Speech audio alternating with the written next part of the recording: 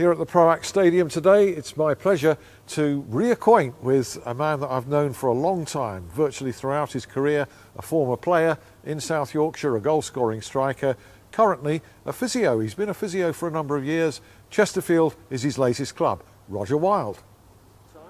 Well, referees, to be fair, like to be in charge, and you're not allowed to go on until they give you the shout. But I have to say that head injuries do cause me a little bit of concern, especially with referees, because what you find a referee does is a player will get injured, it will go down, and the referee will want to go and book the player instead of looking at the injured lad, waving you on, then going booking the player. And I've had this conversation many times with referees. Get the physio on, then go and book the player. And the instruction's very clear, I think, to referees. If there's a head injury or yeah, suspected it is. Head injury, no delay, physio straight on. That's right, it is very clear. But sometimes you'll also, and this does annoy me as a physio, a player will go down with a head injury. The referee will go to him and he'll say, yeah, he says he's okay. But that's the first thing anybody says when they've got concussion. Yes, I'm fine. You know, so I always say to the fourth official, the referee should get you on, then it's the responsibility of the physio, and he's in the clear. You have a procedure yeah, to check exactly. out whether in fact exactly. they are concussed or not. Yeah. Although I think the fan would say there are too many stoppages, players feign injury. Not for a head injury. You should stop the game for a head injury. They're not very often anyway. But do not players take advantage of that sometimes? They do sometimes, yeah. But I do think the rule, it's been going a long time now, that the player has to go off.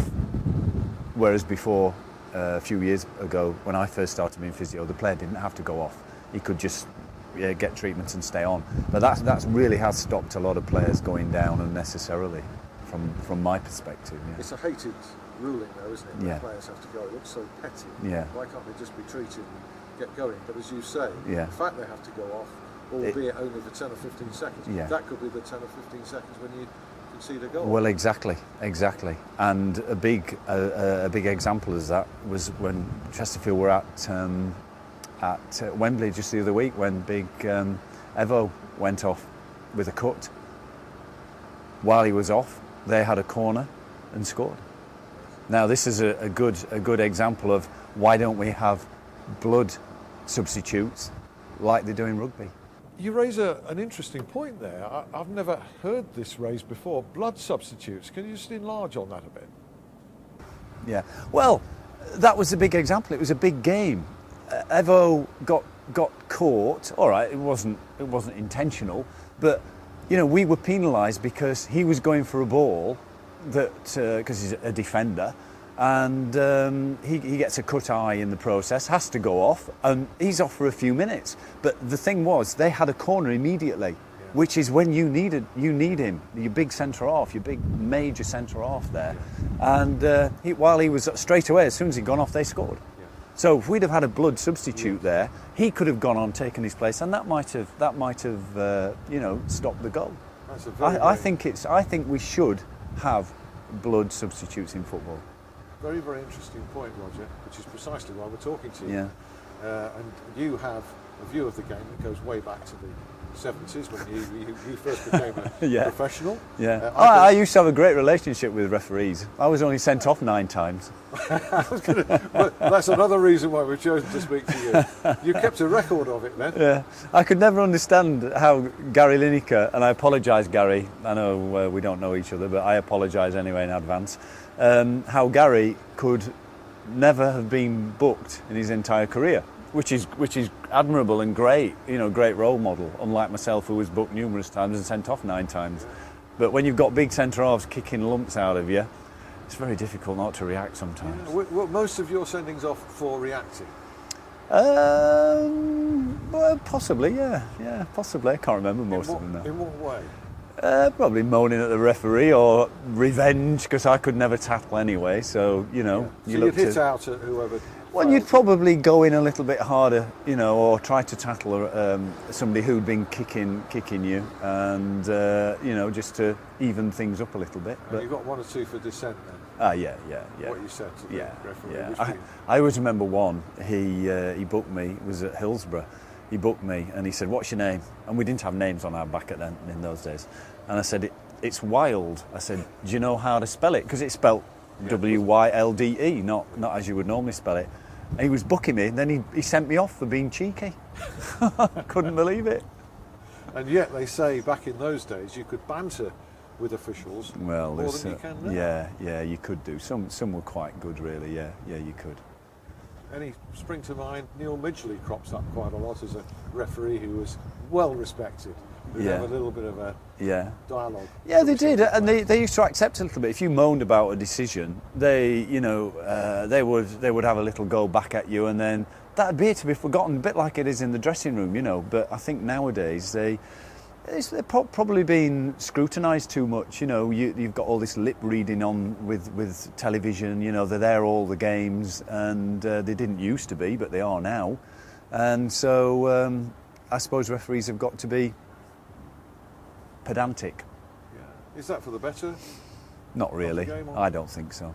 No, I think referees are probably, I probably shouldn't say this, frustrated footballers who couldn't make it in the game. But at least they tried, because you get the criticism that, they've never played the game, so they don't understand it. But surely that's not right. Well, no, I wouldn't say they don't understand it. They probably don't understand the footballer.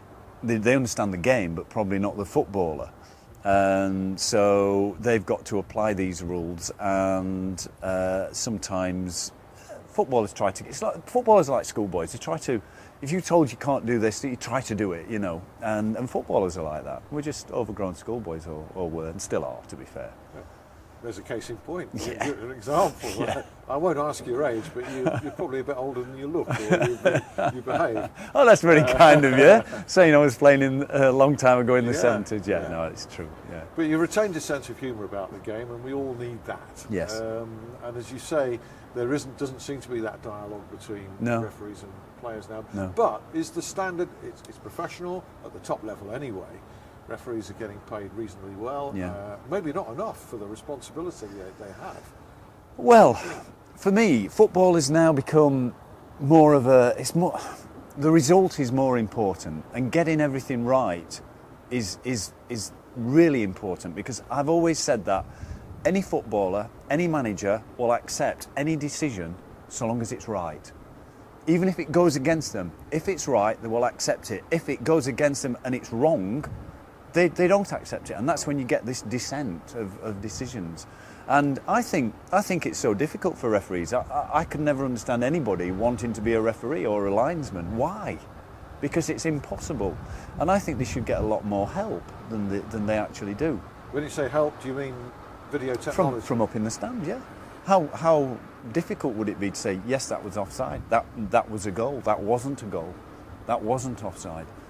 What about the delay factor, loss of momentum? Well, this is what everybody says, but would people put up with a game a bit like American football? It's 4 quarters of 15 minutes. That game can last 3 hours. Now, if it was the hell out of me, but I know a lot of well, people. No, I actually quite like it, but you never get a wrong decision in American football. Not one wrong decision. Well, there wouldn't be in our football if you were prepared to wait long enough. But are we prepared to wait until midnight? Would you wait? No, but would you wait 10 minutes extra? At the end of the game to make sure you got all the major decisions right. Surely it would be unacceptable to have a 10-minute delay during a game. Yeah, no, I'm talking about the compound effect of each major decision, like an offside or a goal. I'm not talking about a throw-in, on the halfway line, but a throwing down there where they've got a long throw, a player who can throw a long ball in, which can result in a goal, if that shouldn't be. Okay, so you'd like to see it explored? I would, yeah. I'm sure fans would put up with the game lasting 10 minutes extra or a few seconds to make a decision right, yeah. Okay, so but you quite honestly admit you'd never be a referee, never wanted to be a referee, never wanted to be a referee, but it's said to me by quite a few people in football that we need players to become referees or ex-players. Yeah. Do you subscribe to that? I think you get some that do. I know some that have done it. Steve Baines. He did. Yeah, and I played against him as a player a few times. And he'd have kicked you.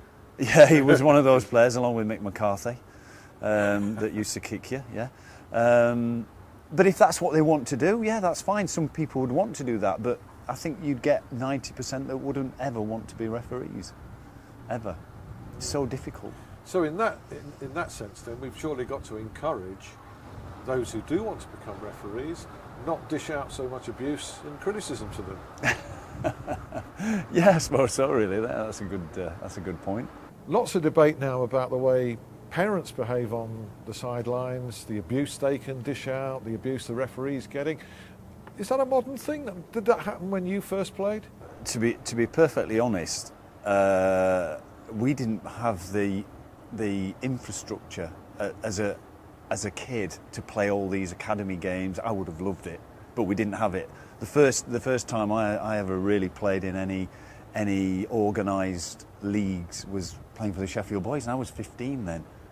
Yeah. Before that, it was just school, intermittent games at school. But so I was never part of my dad standing on the halfway line and shouting at referees, which I know they do now.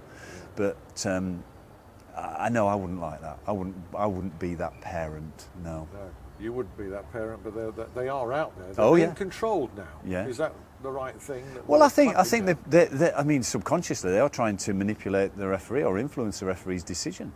And I mean, nobody likes getting shouted at and being told that they're doing the thing in a wrong manner.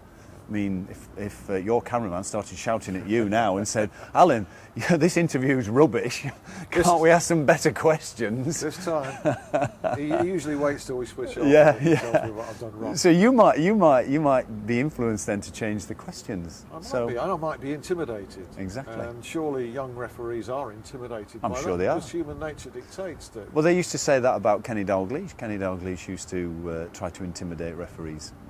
And that did help Liverpool in their massive heyday in the 80s, yeah. You've served many a manager, many a character across many years, Roger. You've stood on many touchlines and you've seen the theatrics. You've heard managers get aerated.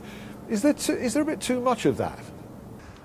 Oh, I think fans love to see the enthusiasm from managers, and I think they expect that. Personally, I would never want to be a manager. I wouldn't want to be as a manager, same as I wouldn't want to be a referee. But I couldn't be like that. No.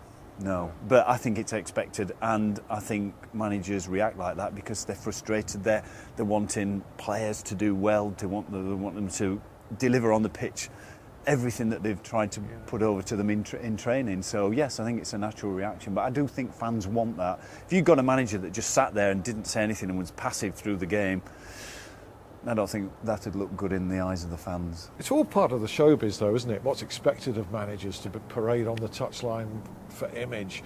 Shouldn't they be back where they were when you played, back in the stand in the director's box? From a game perspective, where they can see everything, because you can't really see a great deal down on the touchline, you can see everything better from a higher viewpoint. But don't you think that managers now will get on further because of how they project act? themselves? Yeah. It's an image. Like it's an image. Football's all about image. But that's false, surely. But it doesn't matter. You've got to. I'm a big believer in image. You've got to. You wouldn't think so, would you? No, you have. I created an image on the field when I was a player, and I quite. Shirt outside the shorts. Yeah, socks down, things hair, like that. Yeah. That was the image I wanted. It was a bit more. I think I'm a frustrated rock star, to be honest. I always wanted to be a rock star, not a footballer. But so football was my only path for that. But you have to create an image. If you don't create one that you want, you get one anyway. Yeah, you get lumbered with one. Roger, it's been a great pleasure talking to you. Really enjoyed that. No problem. Thank Thanks, you. Alan.